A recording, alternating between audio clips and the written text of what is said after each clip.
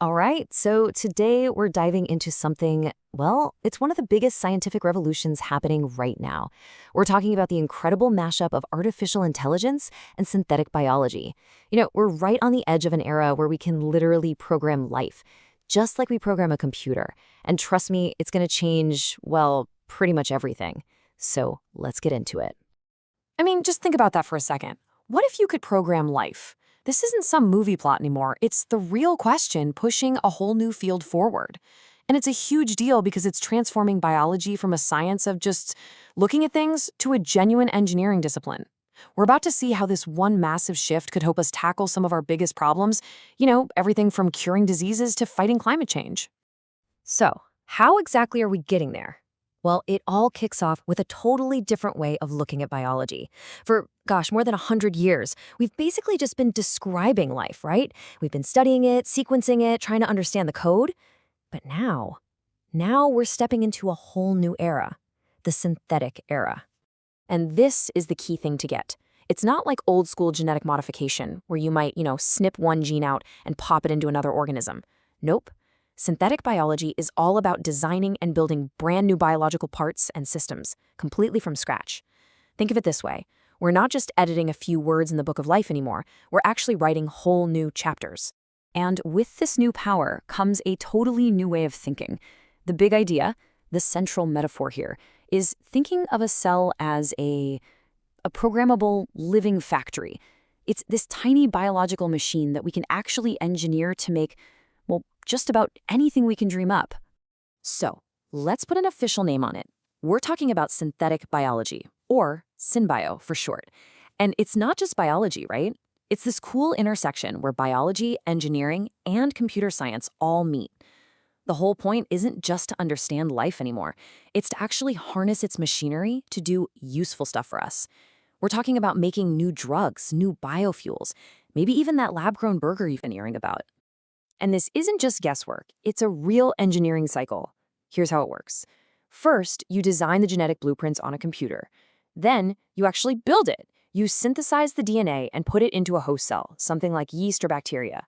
Step 3, you test it. You see if your little factory is actually producing what you told it to. And finally, the most important part, you learn. You analyze the results and use that to make your next design even better. It's this systematic loop, design, build, test, learn, that gets us away from just random trial and error. And let's be clear, this is not just some niche thing happening in a university lab somewhere. There's serious money here. The market for synthetic biology is projected to hit a whopping $100 billion by 2030. To put that in perspective, that's a tenfold increase from where it is today. That signals a huge economic shift towards making things with biology. Okay, so if synthetic biology is the engine driving all this, then you can think of artificial intelligence as the turbocharger that's been strapped onto it. Seriously, AI is the secret sauce here, the force multiplier that's taking this field from, hey, that's promising, to, wow, this is revolutionary. It's speeding everything up at a pace we have just never seen before. Let's just look at the difference it makes. For the longest time, biological research was, well, it was slow. It was expensive. You'd be in the lab running experiment after experiment, just hoping something would stick. But with AI, it's a whole new ballgame. We can simulate millions of possibilities on a computer, predict which designs are actually going to work, and sift through mountains of data to spot patterns a human researcher could never see. It cuts down costs and, more importantly, it just smashes the timelines. And if you want a perfect example of this AI revolution in action, look no further than AlphaFold. I mean, just look at how fast this thing has evolved. Back in 2018, the first version came out, and it was pretty cool. By 2020, AlphaFold 2 basically cracked the protein folding problem for single proteins, which was a huge deal. But now, with AlphaFold 3, it's on another level. It can predict the structure and interactions of pretty much all the molecules of life.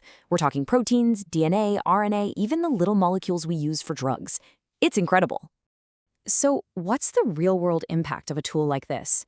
One word: scale. I mean, before AlphaFold, scientists had painstakingly mapped out the structures for just a tiny fraction of all known proteins. Today, the public AlphaFold database has over 214 million predicted structures.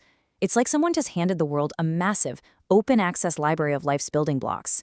It completely changes the game for researchers everywhere. And check this out. This visual really drives home how much more we now know about, well, ourselves. Before AlphaFold, we had a structural map for less than half, about 48% of all the proteins in the human body. Now, that number has jumped to 76%. But here's the really cool part. That dark proteome, all the proteins whose shapes were a complete mystery to us, has shrunk from 26% of the total all the way down to just 10%. We are quite literally turning on the lights inside our own cells. Okay, so we've got this incredible new power to design life, and it's being supercharged by AI. But what does that actually mean for you and me in the real world? Let's take a look at some of the things that are becoming possible right now. Let's start with medicine, because the impact here is happening right now. Things like CAR T cell therapy, where we can literally reprogram a patient's own immune cells to hunt down and kill cancer. It's amazing. We have gene therapies that can fix the root cause of inherited diseases. And with AI tools like AlphaFold 3, we're finding new drugs in weeks, not years.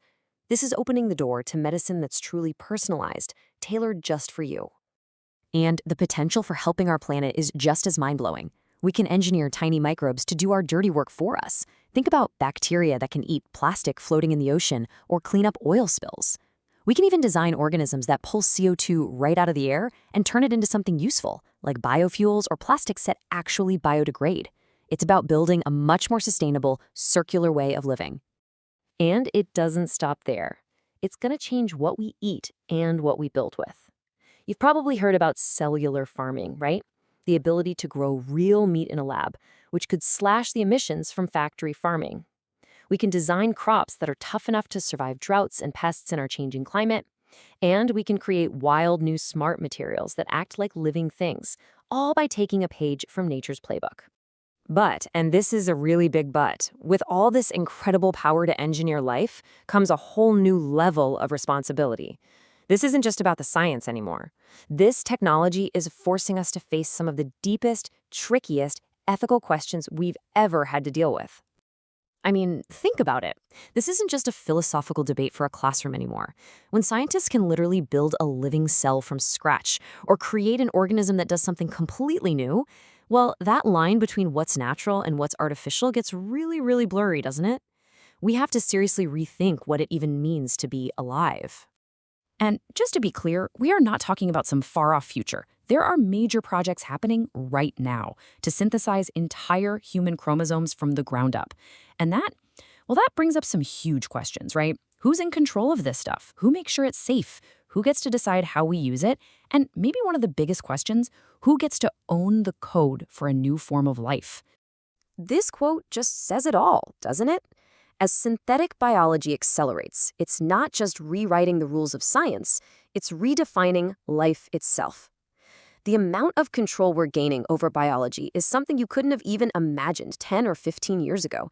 It's one of those moments in history that changes everything, not just our tech, but how we see ourselves and our place in the universe. So, here's the bottom line. The science is just rocketing forward. The technical hurdles, the things we thought were impossible, they're falling away one by one.